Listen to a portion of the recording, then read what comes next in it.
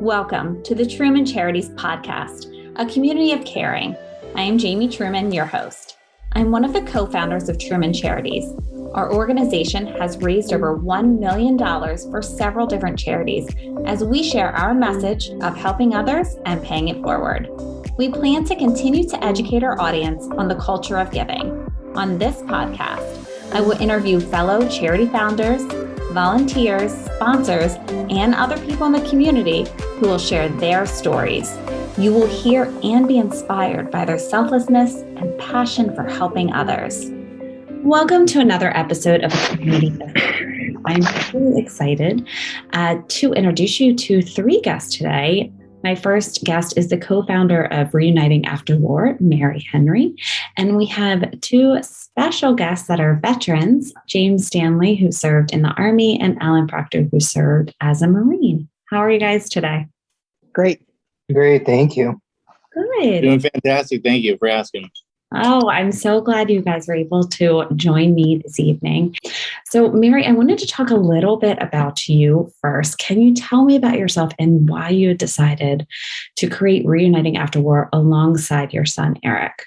Well, my son joined the military in, a long time ago. I don't know what year it was, but this opened my eyes to what veterans go through. And I just really found a passion to try to help veterans any way I can.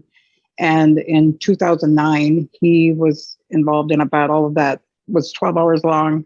It was an estimated 400 to 500 Taliban against 53 U.S. soldiers. When the day was over, 8 of their men had been killed in action.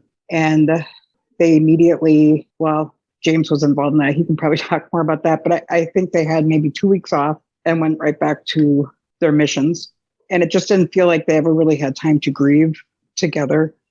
They were expected just to get their game face on and keep going. And when they got back to the States in June, the following year, they were just within weeks, pretty much all separated. Some had left the Army, some had been transferred to other bases.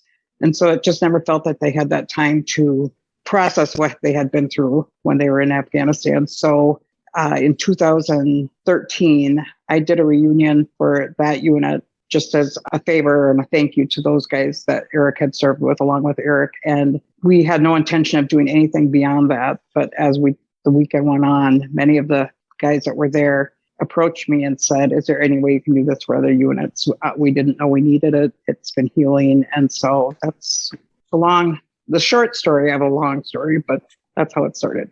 And so how long have you been doing these reunions now? Well, 2013 was Eric's. We started right after that reunion. We just started making plans for the next summer. So we became a 501(c) in September of that year, and we've been doing them ever since.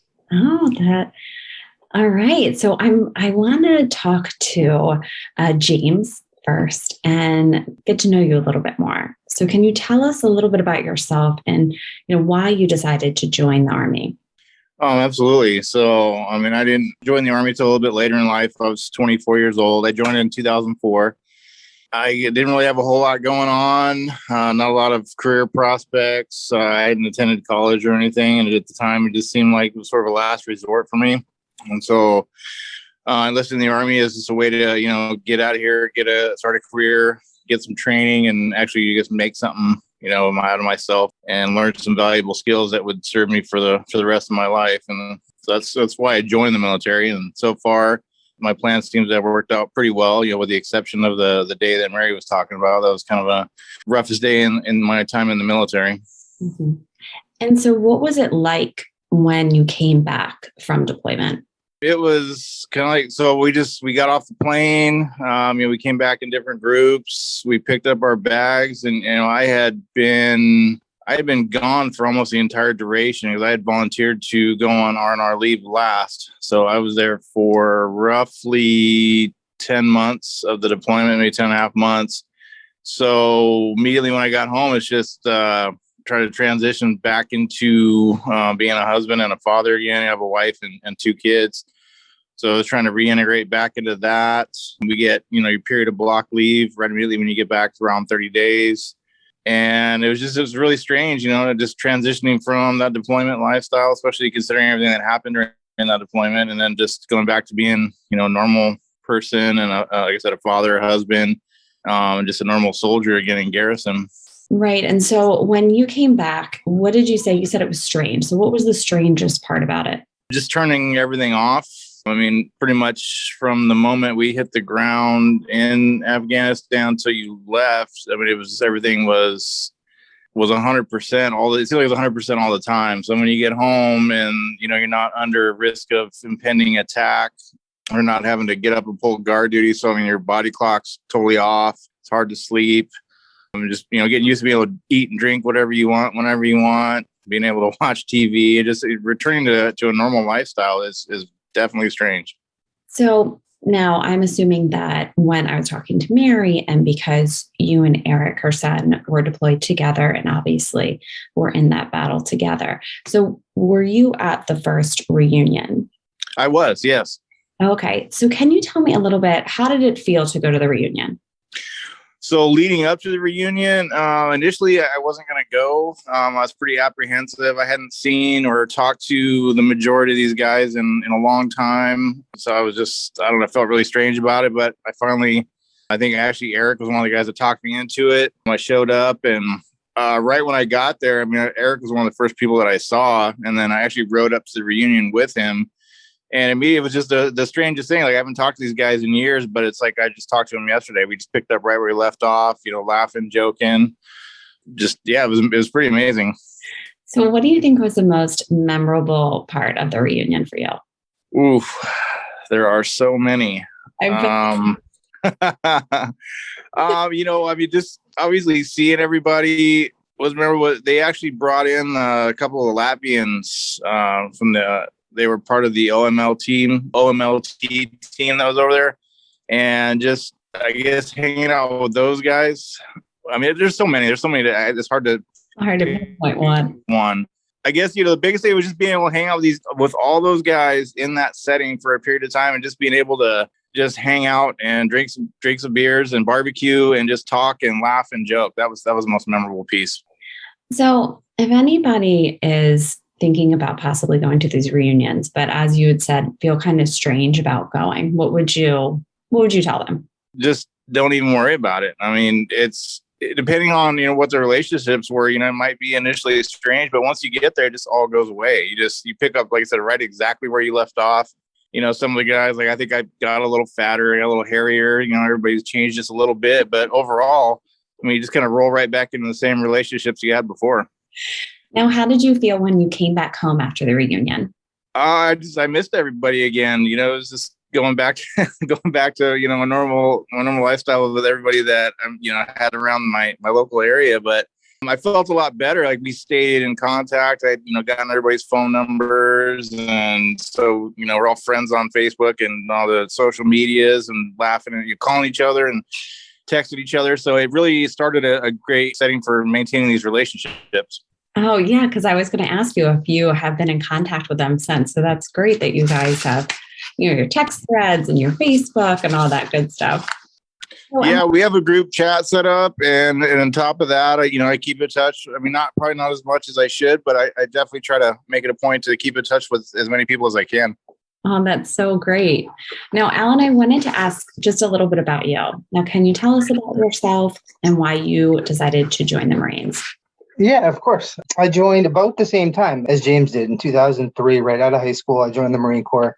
I kind of knew I was, I guess they say, destined for it. My grandfather had served in the Marine Corps for 25, 26 years, was a lifelong Marine. So I kind of just grew up around it and hearing his stories. And he was actually the first one to try to talk me out of it. And so I told him I was going to join just because he had been through Vietnam and obviously seen some things back in his day.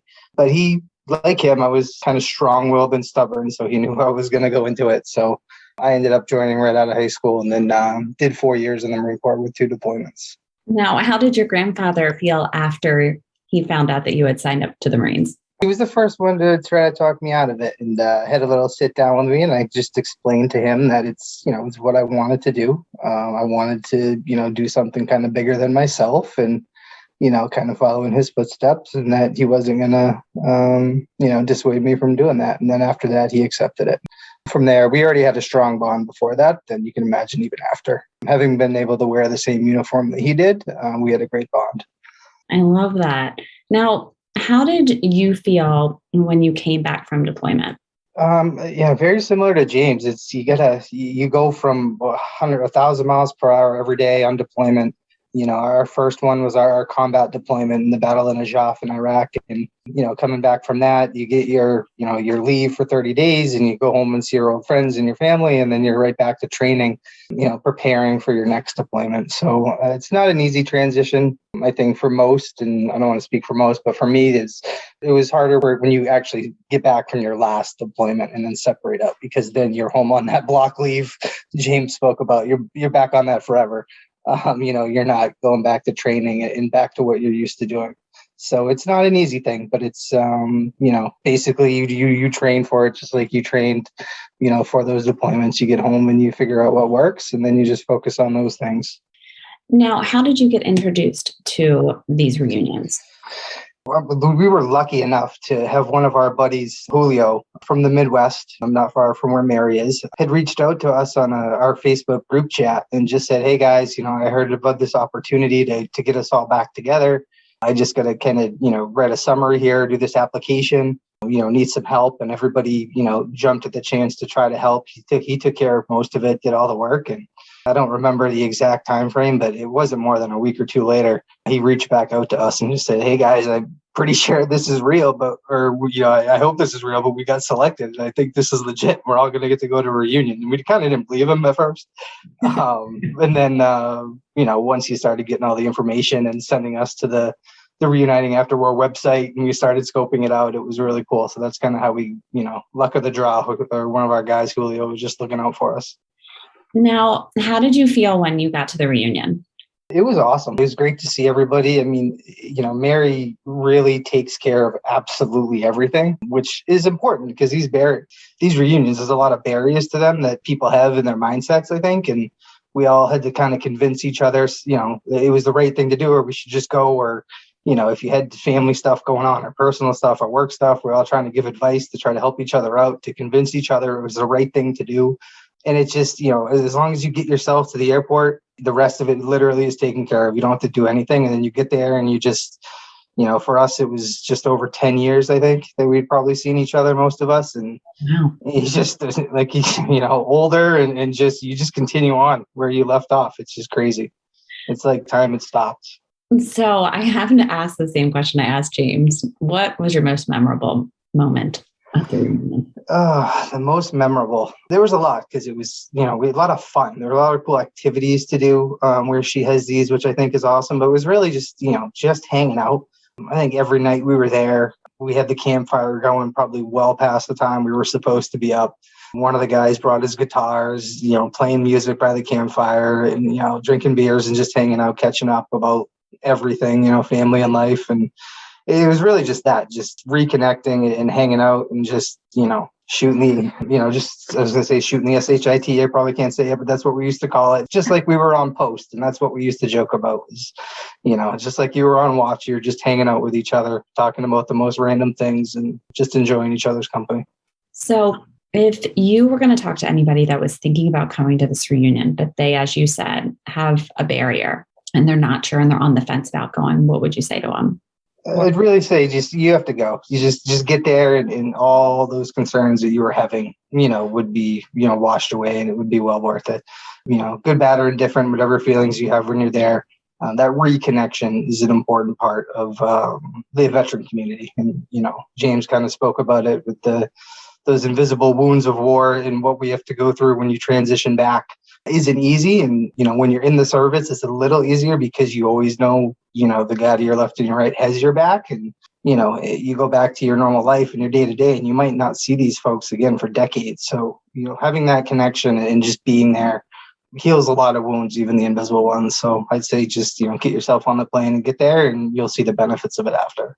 So, Alan, have you kept in touch with the guys that you went to the reunion with? Yeah. Similar story to James. We had a group chat. I want to say by the time probably the first person even got home the weekend after the reunion, we were already on the group chat trying to figure out how we could finagle another one. or just start trying to figure out, if we did an East Coast one and then a West Coast one, and trying to get everybody together over a certain amount of time in a year or two. So, and we still have the group chat going. So it's great. Yeah, we talk all the time. Well, have you guys been able to reconnect since then? Yeah, I think there's been a few, the West Coast folks have been able to make day trips and do things like that. The East Coast, we're trying to always work something out, but there's nothing like that first one, getting everybody together in Minnesota. Oh my gosh. So I actually want to ask Mary a few more questions. So you said it's annual, so you have this once a year. So how long are these reunions? We have the guys fly in on a Thursday morning, early afternoon, and they go home Sunday evening. And we've been able to do 2 a year for the last 3 years, and we're shooting for 3 for next year. So we're just trying to get bigger and better. Oh, that's fantastic.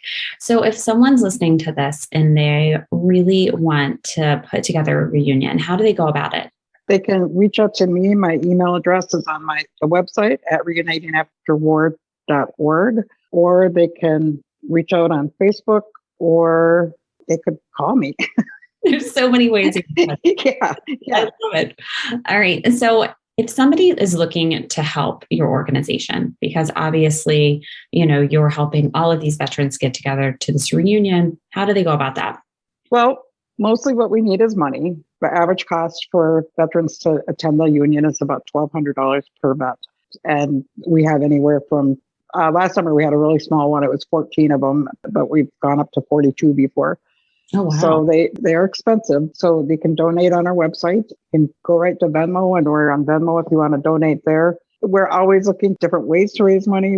When we're not doing reunions, we're trying to figure out how to get money into the bank account to do reunions. So if anybody ever had any suggestions how to raise money or whatever it might be. Perfect. So if somebody's listening to this and they really want to follow all the wonderful things that you guys are doing on social media, how do they go about that? We're on Facebook at Reuniting After War, and on Instagram, Reuniting After War, and on Twitter at Vet Reunions.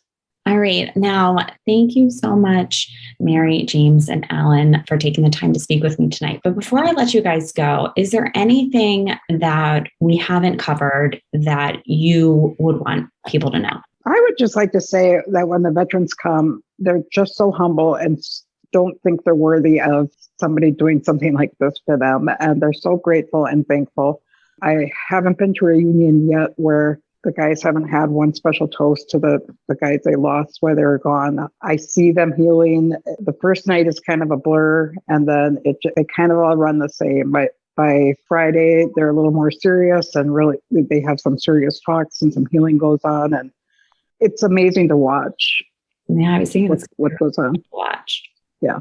All right. Well, thank you guys again so much for taking the time to talk to us. So thank you. And thank you to the listeners for tuning in to another episode of A Community of Caring. Until next time. If you would like to learn more about our organization, please follow us on Facebook at Truman Charities or Instagram at Jamie_Truman Charities, or check out our website, trumancharities.com. I hope you enjoyed listening and hearing stories of selflessness and caring. Thank you so much, and I will see you next time.